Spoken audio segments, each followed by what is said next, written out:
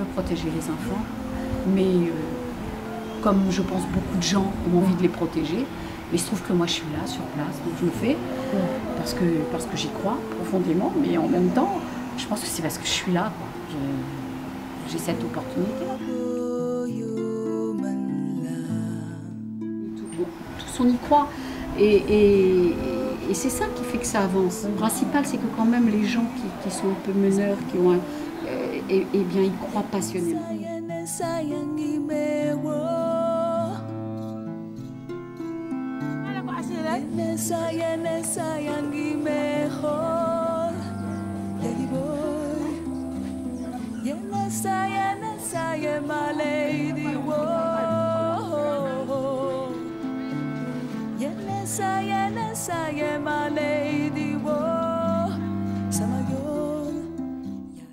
Souvent les enfants que nous accueillons, les mamans sont décédées en couche malheureusement, la plupart, parce qu'elles viennent de la brousse ou alors des quartiers défavorisés des villes. Donc les mamans sont décédées, malades mentales ou difficultés pécuniaires. En fait, elles n'ont pas de quoi prendre en charge un enfant. Il y a 5 unités ici qui s'occupent d'enfants. Il y a les petits pois. Ce sont ceux qui arrivent, les prématurés et puis les enfants, même s'ils ne sont pas prématurés, mais les enfants qui arrivent, ils resteront chez les petits pois entre 0 et 3-4 mois, le temps qu'ils prennent un peu de force. Après, il y a la pouponnière. Alors, il y a moyenne section et grande section, où les enfants sont là entre moyenne section entre 3 et 6 mois, à peu près. Grande section entre 6 mois et 1 an, à peu près. Et puis, il y a l'unité familiale derrière nous. Et il y a la grande enfance derrière. C'est juste pour s'occuper des plus grands, des enfants de la rue qui ont été placés ici par la justice. C'est des enfants qui passaient la nuit dehors, au bord de la plage, ou au marché, sous les tables, des choses comme ça. On a pas mal d'enfants qui ont été victimes de viols, de maltraitance la nuit par des délinquants. Donc des enfants vraiment en difficulté qui sont là pour un séjour indéterminé. La plupart de ces enfants sont des talibés, des petits enfants qu'on a placés au niveau des daara, où il y a un maître coranique qui apprend aux enfants le Coran. Mais ici, les marabouts, au lieu de les apprendre carrément le Coran, ils les font manger presque toute la journée. Quand on les place ici, c'est l'ONG qui les prend en charge gratuitement jusqu'à ce qu'on retrouve les parents.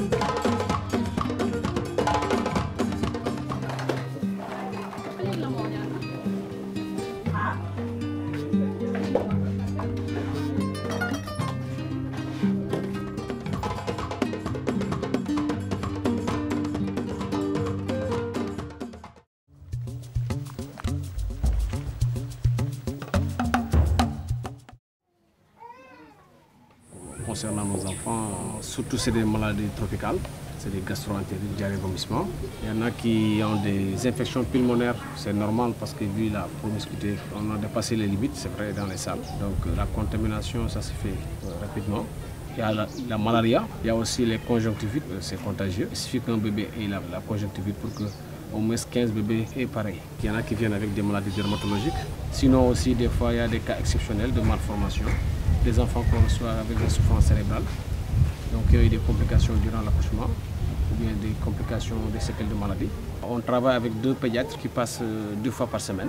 Pour les médicaments, on ne les a pas sur place. Donc on est obligé d'aller dans les officines des pharmacies privées. Et nous, on passe chaque jour avec une commande de médicaments. Il y a des consultations externes que j'ai créées ici. Maintenant, on prend les gens de l'extérieur, des villages environnants pour une consultation. D'habitude, c'est des gens qui n'ont pas les moyens. On ne peut pas consulter seulement et donner une ordonnance sans donner les médicaments. Des fois, on est obligé d'aller à la pharmacie, voir le service social, dire que c'est un cas social, viser l'ordonnance pour pouvoir les aider.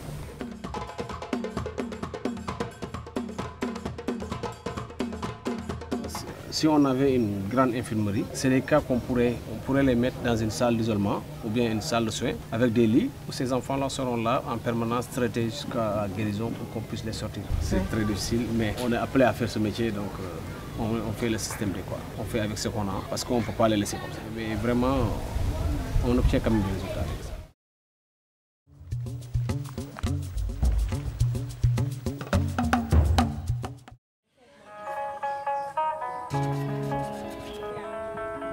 Les vêtements, ça va.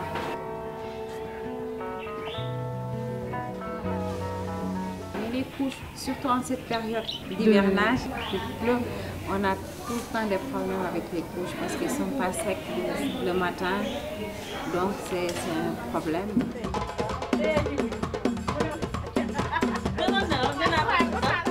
Ce qui pourrait être mieux, c'est d'avoir beaucoup d'espace. C'est pas confortable ni pour les bébés ni pour les mamans parce que ça gêne le travail. Tu ne peux pas travailler correctement dans un endroit petit comme ça.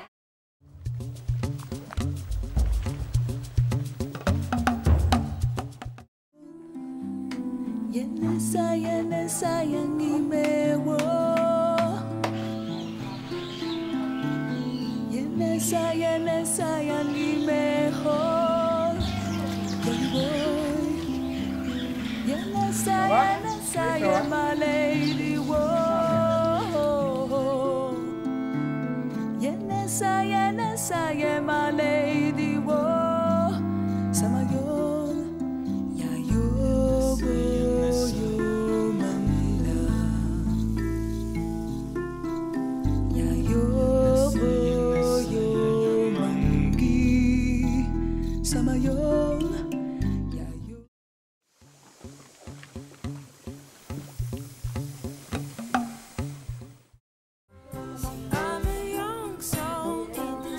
Strange world, hoping I could learn a bit about what is true and fake. Droite!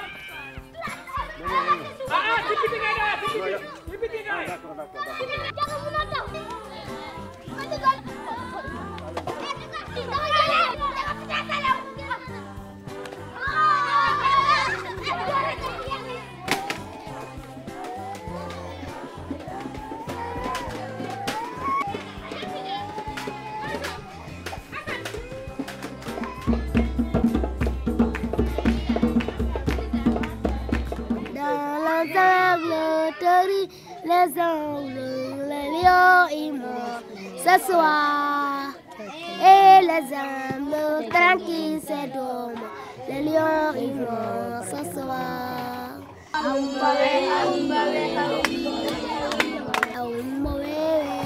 This is a happy end, 'cause you don't understand everything you have done.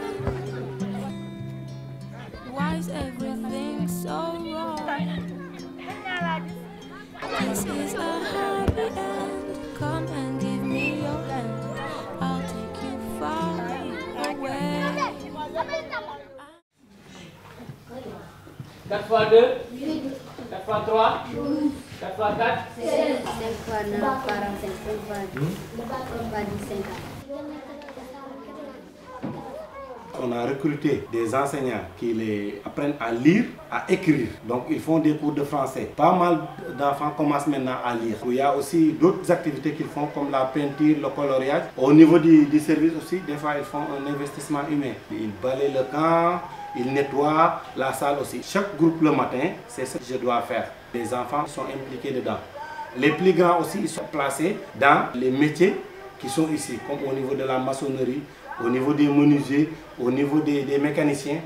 Ça dépend de l'enfant. tout en demandant au chef de l'équipe de ne pas leur faire des travaux très pénibles, des travaux qui sont adaptés à leur âge. Ils s'investissent au niveau des plus petits. Les enfants aident les assistantes maternelles à la prise en charge de ces plus petits-là. Voilà, ils ont un petit jardin ici à côté où il y a des légumes, la patate, les aubergines, de la salade. Chaque matin et soir, ils font des arrosages.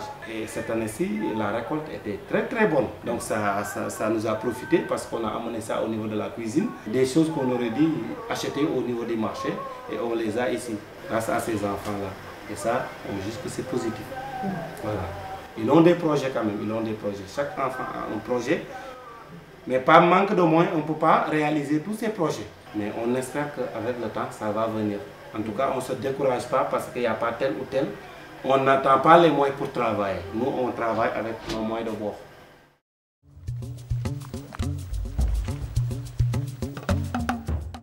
On a une formation tous les 15 jours, pendant 2 jours, avec les assistantes maternelles, où on fait intervenir des personnes qui traitent de thèmes différents.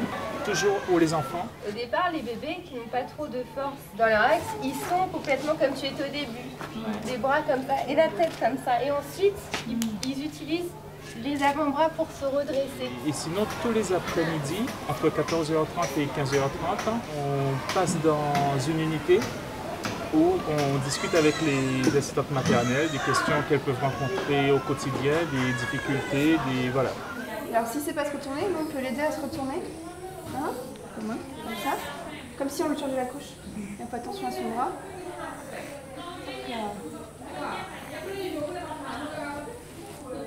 Voilà.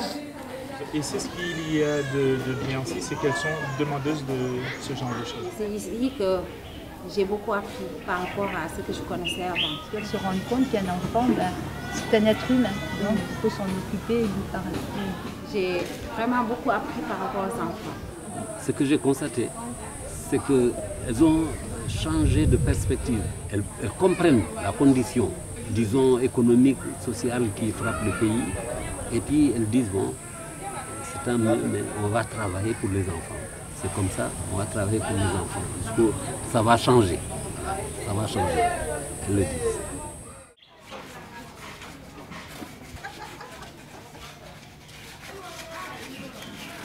Si on avait beaucoup plus d'espace, ça serait bien.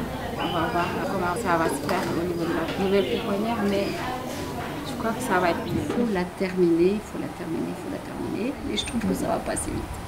Donc, ça vient. C'est surtout l'hôpital qui me tient à cœur. Parce que je trouve d'une grande injustice le fait de ne pas pouvoir même accéder aux soins basiques quand on n'a pas d'argent. Donner cette dignité de ne pas mourir comme un chien quelque part. Il y a encore trop de gens qui meurent de cette façon-là ici. La femme qui doit accoucher, qui ne peut pas accoucher et qui reste là pendant des jours à souffrir et attendre de mourir avec son enfant. Il faut être solidaire et c'est vrai que c'est un projet fou, mais après tout, la vie elle est faite de plein de paris complètement fous et malgré tout il y a des gens qui réagissent. Donc c'est pas si fou que ça. Il y a 180 enfants à la pouponnière et il y en a 600 qui sont repartis en famille qu'on a remis sur des rails. Donc c'est quand même une belle victoire.